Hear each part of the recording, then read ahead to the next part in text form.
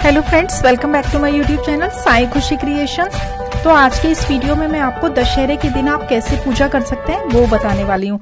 दशहरे के दिन भगवान राम की पूजा की जाती है क्योंकि उन्होंने रावण पर विजय प्राप्त की थी, और साथ ही माँ दुर्गा की भी पूजा की जाती है क्योंकि उन्होंने इस दिन महिषासुर का वध किया था। तो सबसे पहले जिस स्थान पर हमें पूजा करनी होती है उस स्थान को अच्छे से आप साफ कर लें। उसके बाद उस स्थान पर हमें रावण की आकृति बनानी होती है। ये आकृति तो रावण की होती है, लेकिन हम पूजा भगवान श्री राम की ही करते हैं।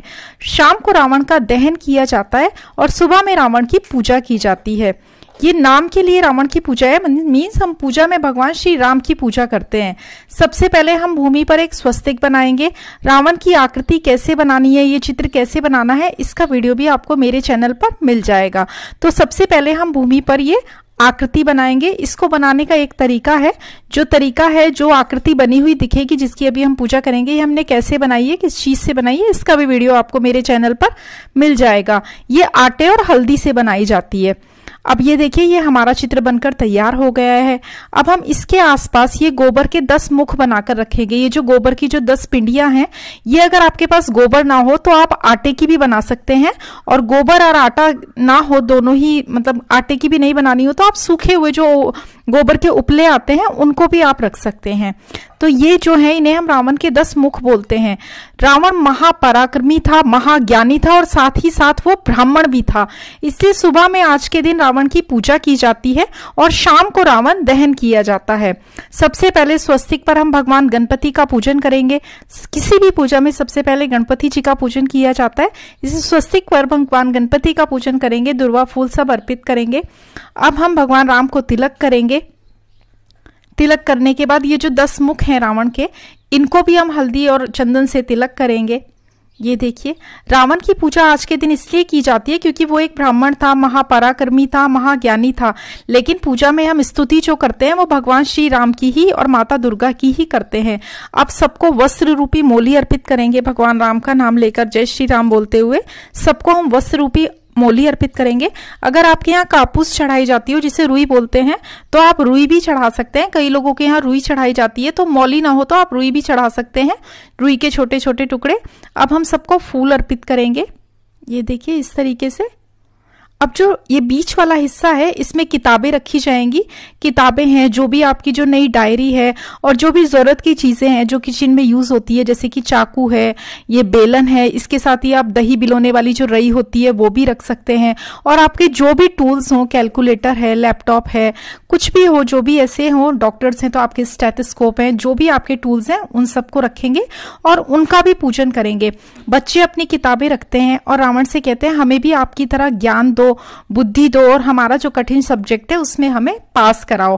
रावण ज्ञानी था, इसलिए उससे ज्ञान प्राप्ति की हम प्रार्थना करते हैं, लेकिन वो अहंकारी था, इसलिए शाम को उसका दहन कर दिया जाता है। तो ये पूजा हमें इसी चीज का संकेत देती है कि रावण की पूजा की जाती है क्योंकि वो महाज्ञानी और महापराक्रमी था, लेकिन उसके अहंकार की वजह से उसका विनाश हो गया था, तो शाम को उसका दहन कर दिया जाता है। फिर ये 10 कुल्हड़ों में जो खील बताशे भरे हैं, ये दोनों तरफ रखी जाएंगी। आज के दिन आपटे के पत्तों को सोना मानकर एक दूसरे को दिया जाता है, तो वो भगवान राम को और सब जगह यहाँ अर्पित करेंगे। और पूजा के बाद सब एक दूसरे को ये पत्ते बांटते भी हैं। जो दशहरे की नई कॉपी है जिसमें सब कुछ लिखा जाता है, इसमें स्वस्तिक बनाया जाता है। आप पान रखें, आपटे के पत्ते रखें, मोली रखें और रोली से इसके अंदर स्वस्तिक बनाएं। फिर हम 2 दिए प्रज्वलित कर रहे हैं, आप एक भी प्रज्वलित कर सकते हैं।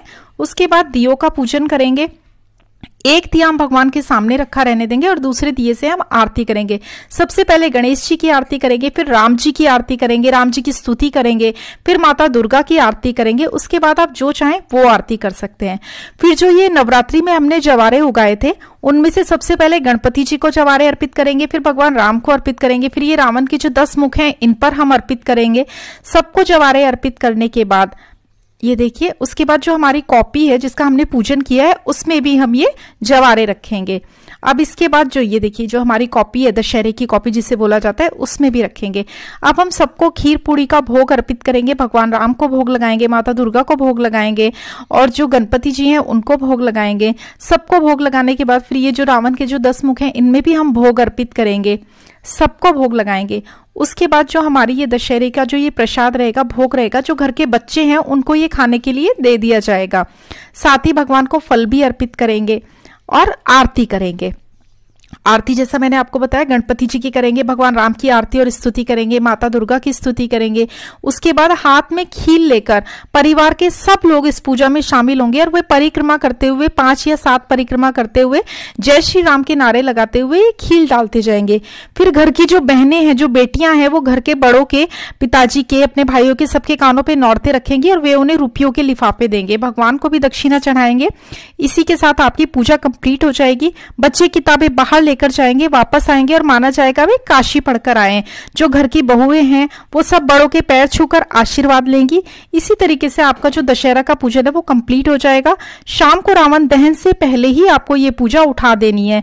ये जो 10 पिंडियां हैं इनको आप कहीं सूखने के लिए रख दें और बाद में आपके घर में जब कभी हवन होगा, कुछ होगा, तो उसमें आप इन्हें यूज कर सकते हैं।